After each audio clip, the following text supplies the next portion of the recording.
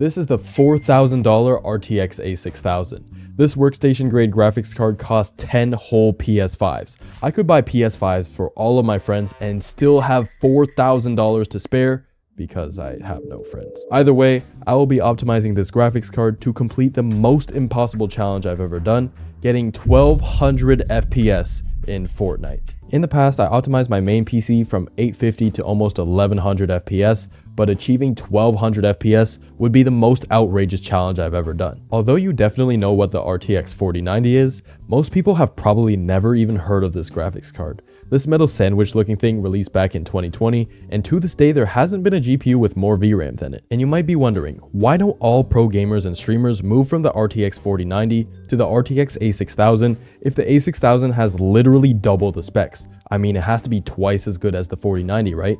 Wrong. Sure, it's extremely fast for rendering and AI deep learning, but the 4090 still smacks it in every video game for half the price, and for the average person, there's no reason to even consider buying one of these metal sandwiches. In fact, this GPU barely even gets up to 3090 performance, which is something that you probably didn't expect to hear when you clicked on this video. To begin this challenge, we now have to obtain an RTX A6000. The cheapest A6000s that I could find were around 4,000 to 5,000 Canadian dollars, and even broken parts sell for 3,000, which is absolutely outrageous because you're literally paying months of rent just to have broken pieces of galvanized square steel. It would be fucking insane for a university student like me to buy a $4,000 graphics card just to make a video. Like, think about it, bro. If I spent this much money on a GPU, I would be more broke than Playboy Carti if he never milli rocked in New York. I would be more broke than Ken Carson if he never got a scholarship at Yale. I mean, that's just crazy. Who in the right mind would even think about this? Is the RTX A6000, and this thing costed me not one, not two, not three, but $0,000. But Lectron, I thought this thing costed at least 5 billion kidneys. First of all, why is your voice like that? But also, yes, you're right. How the hell did some random 18-year-old get their hands on this Goliath? I don't know, I just have it, bro. And I'm gonna keep it 99 with you because I be lying sometimes. But this GPU was literally just sitting in my basement. I texted my dad like, where the hell is this GPU? And he was like, oh, it's in a random box. And I was like, okay, you know what? I'm just gonna go try and find it. Because I thought it would be funny if me, out of all people, my broke ass popped out with a $5,000 GPU. Anyways, to actually use this GPU, we need to put it in a PC. And what would be a better choice than to put this oversized chocolate s'more inside of my own personal PC? Surprisingly, this graphics card doesn't really have many advantages over a GPU that's 10 times cheaper than it. Surely the NVIDIA card would demolish this cheap AMD card, right? Wrong. The reason? Both of these GPUs came out the exact same year. Whoa, huge plot twist. The 6900 XT competed head-to-head with NVIDIA's fastest gaming GPU of that year, the RTX 3090. And do you remember what else competed with the RTX 3090? This hunk of junk, bruh. Oh my goodness, another huge plot twist. So the RTX A6000 is gonna have to put in some serious work if we wanted to see 1200 FPS in Fortnite. Despite the fact that this GPU isn't that much faster than my current one, we are in luck because, as you probably know, Fortnite is way more dependent on the CPU than the GPU. So what does all this yap actually mean? Well, because we're still using the same CPU in a game that depends on the CPU for a high FPS, we will most likely not see a big difference between the two cards. And now I'm thinking, I should have probably just bought a $400 CPU instead of a $4,000 graphics card, and that would have got us 1300 FPS easily. But yeah, easily is not a word that you want to hear in a challenge video, so yeah, it's a good thing that this will be an impossible challenge. The first thing we need to do is uninstall the graphics card I currently have in my PC,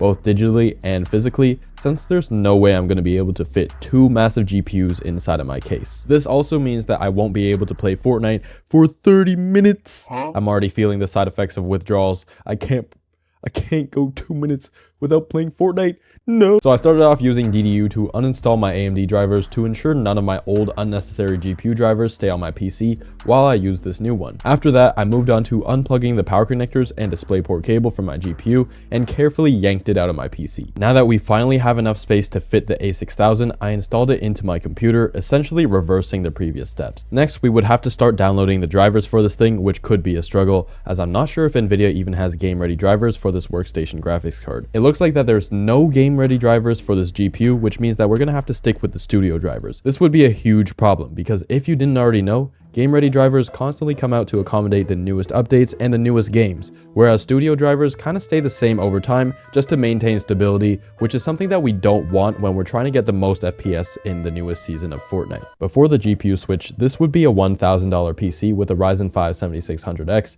but when we replace the GPU for the new RTX A6000, it brings our grand total to a whopping 4683. That is absolutely freaking insane because now the graphics card accounts for 90% of the total cost of my PC, whereas most people budget between 30 and 40%. After booting up Fortnite on my brand new GPU, it was not looking good because on my previous $400 graphics card, we were getting up to 1100 FPS, but on this thing, we struggled to even hit 900. However, my friend told me about this goofy feature where if you do an emote, your FPS goes up by like 8,000. And he was not lying because our FPS immediately jumped over 1,000 once I started emoting. And it gives you different FPS depending on what emote you use. Like, it doesn't even make any sense. What is this, bro? So to get the 1200 FPS that I needed, I would have to start optimizing my PC. And obviously, there's no better way to start optimizing your PC than using CTT. It's basically the founding father of every optimization app in the world. So if you're not using it on your own computer right now, you could be leaving 100 FPS on the table just like that. And that's exactly why I promote this software anytime I optimize my PC, because it's really just that good. And then I followed my own optimization guides, which might sound kind of funny to you, but it kind of makes sense because who would I trust more than myself, right? But I didn't get the godlike results like you guys were talking about, because what do you mean you got 2000 FPS and -10 ping?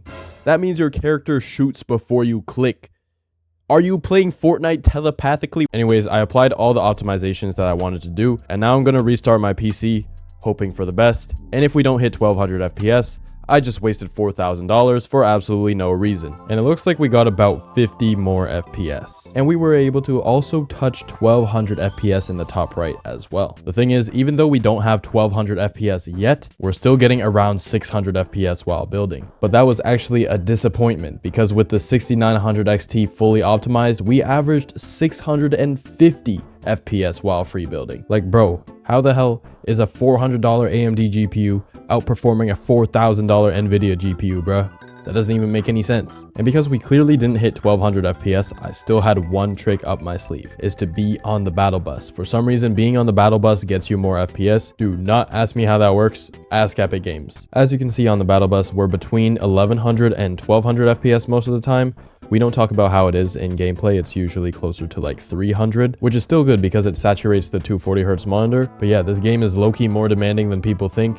And maintaining 1000 FPS while building, I honestly don't think that's going to happen for at least another 10 years maybe. After doing all this gaming, I was not going to leave the A6000 in there. We never really got close to using all 48 gigabytes of VRAM on it. The only way you would possibly use that much is for some crazy rendering work, because even on GTA 5 in 16K, you're still only going to use around 24 gigabytes, which is only half of what the A6000 offers. Either way, 16K displays cost just a bit too much, so it'll probably take a few decades before we start utilizing 48 gigabytes of VRAM for just regular gaming. For now, I'm gonna stick with my 16 gigabytes, and if you want to see me optimize and overclock a $20 GPU, then watch this video next.